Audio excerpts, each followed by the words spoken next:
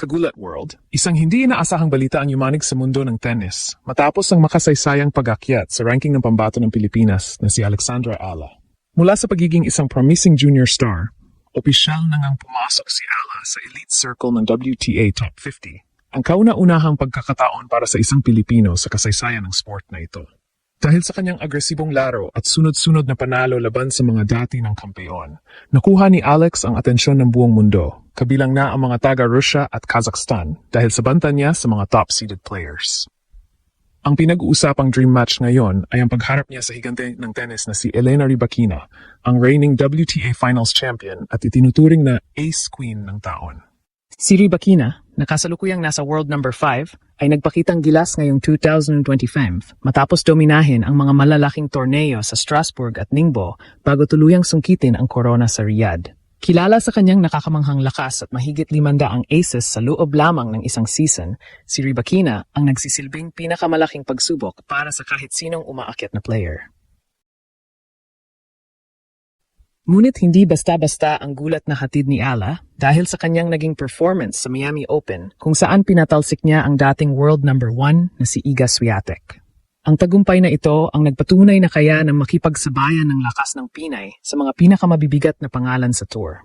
Ang posibleng pagtapat ni Ala at Rybakina ay hindi lamang laban ng dalawang mahusay na atleta, kundi isang banggaan na magkaibang estilo ng laro. Habang ginagamit ni Rybakina ang kanyang tangkad at matinding serbisyo para tapusin agad ang puntos, ipinapakita naman ni Ala ang kanyang puso at bilis na nagpabagsak na sa marami sa kanyang mga huling ban. Sa pagpasok ni Alex sa top 50, wala nang kawala ang mga elite players dahil sa bawat draw ng Grand Slam, laging nakatambang ang panganib na dala ng ating pambato. Ito na nga ba ang simula ng panibagong era kung saan ang isang Pilipina naman ang magdidikta ng takbo sa world stage at gugulat sa mga dating untouchable na mga reyna ng tennis? Ang taong 2025 ay hindi lamang naging isang ordinaryong taon para sa Philippine tennis. Ito ang naging entablado para sa isang revolusyong pinamunuan ni Alexandra Ala. Mula sa pagiging isang batang nangangarap sa Rafa Nadal Academy, opisyal na ngang naging isang ganap na giant slayer si Alex matapos ang kanyang makasaysayang pag-akyat sa world number 50 ranking.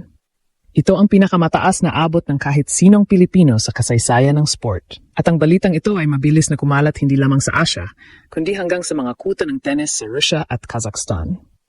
Ang dahilan? Isang napipintong dream match laban sa isa sa pinakamalakas at pinakadominanteng player sa mundo ngayon, si Elena Rybakina. Si Elena Rybakina ay hindi basta-basta kalaban. Siya ang itinuturing na ice queen ng court na katatapos lang hirangin bilang kampeon ng 2025 WTA Finals sa Riyadh. Sa kanyang taas at nakakaintimidang laro, dinomina niya ang buong season, kabilang na ang pagtalo sa world number 1 na si Aryna Sabalenka sa isang dikitang laban. Ang lakas ni Rybakina ay nakabase sa kanyang matinding serbisyo kung saan nakapagtala siya ng mahigit 500 aces ngayong taon lamang. Para sa mga analyst sa Russia, ang pangalang Alex Ala ay nagsisimulang maging banta dahil sa kakaibang tapang na ipinapakita ng Pinay tuwing nakakaharap ang mga top-seeded players. Hindi na ito usapin ng swerte lang. Ito ay resulta ng disiplina at abilidad na makipagsabayan sa pinakamabibilis na bola sa tour. Ang gulat na naramdaman ng tennis community ay nagsimula sa Miami Open ngayong taon. Bilang isang wildcard entry, walang sinuman ang nag-akala na ubusin ni Ala ang mga higante ng sport. Sa isang sunod-sunod na milagro, pinatalsik niya ang mga Grand Slam champions na sina Jelena Ostapenko at Madison Keys. Ngunit ang pinakamalaking pasabog ay nang talunin niya ang dating world number 1 na si Iga Swiatek sa harap ng libo-libong manood. Ang tagumpay na ito ang nagbigay ng signal sa buong mundo na si Alex Ala ay hindi na lamang isang promising junior, kundi isang seryosong banta sa ranking ng sinumang makakaharap niya. Ang kanyang baseline consistency at tactical intelligence ang naging susi para mapatunayang kaya niyang basagin ang depensa ng mga elite players. Sa pagtatapos ng season na ito, bitbit ni Alex ang gintong medalya mula sa SEA Games at ang momentum ng kanyang unang WTA 125 title sa Guadalajara.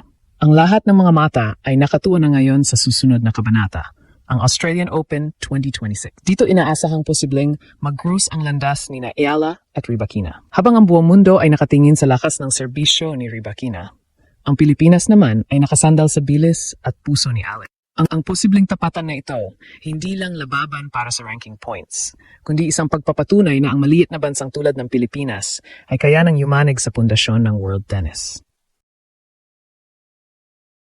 Ito na nga ba ang sandali na hihintayin nating lahat, kung saan ang isang Pinay ay muling gugulat sa mundo at magpapabagsak sa reyna ng Russia at Kazakhstan. Sa pagpasok natin sa ikalawang bahagi ng ating kwento, masihimayin natin ang naging daan ni Alex Ella para maging isa sa mga pinakapeligrosong player sa tour ngayong 2025. Hindi naging madali ang kanyang simula sa taong ito dahil nagsimula siya sa rank na 147, malayo sa kinang ng mga Grand Slam main draws. Ngunit sa loob lamang ng ilang buwan, ipinakita ng dalaga mula sa Quezon City na ang ranking ay numero lamang kung mayroon kang sapat na determinasyon at tamang training mula sa Rafa Nadal Academy. Ang kanyang pag-akyat sa top 50 ay hindi lang isang milestone para sa kanya. Ito ay isang babala sa mga top seeds na wala ng madaling laban kapag ang isang Eala ang nasa kabilang panig ng net.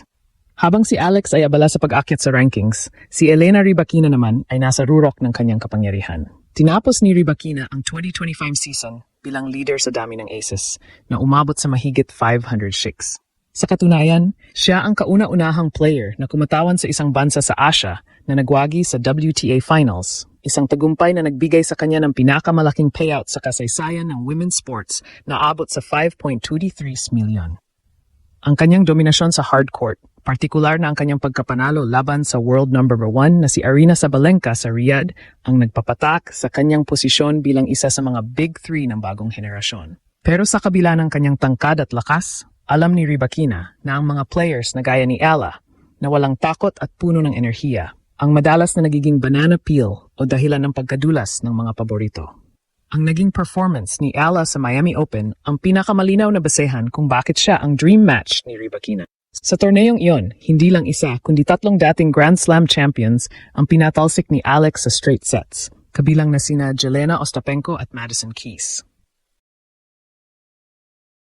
Ngunit ang pinaka hindi malilimutan ay ang kanyang panalo laban kay Iga Swiatek, kung saan ipinakita ni Alex ang kanyang kakayahang bumalik mula sa mahihirap na sitwasyon gamit ang kanyang matinding forehand at tactical drop shots. Ang ganitong klase ng laro ang kailangan para tapatan ang first strike attack mode na estilo ni Rybakina. Kung si Rybakina ay umaasa sa kanyang serbisyo, si Ella naman ay umaasa sa kanyang abilidad na pahabain ang rally hanggang sa mapilitan ang kalaban na magkamali. Higit pa sa ranking, ang 2025 ni Alex Ella ay tungkol sa legacy. Tinapos niya ang taon na may bit-bit na gintong medalya mula sa CA Games sa Thailand, kung saan tinapos niya ang mahabang tagtuyot ng Pilipinas sa women's singles tennis. Ang pagiging flag bearer niya sa opening ceremony ay simbolo ng kanyang pagiging mukha ng tagumpay ng atletang Pilipino sa buong mundo.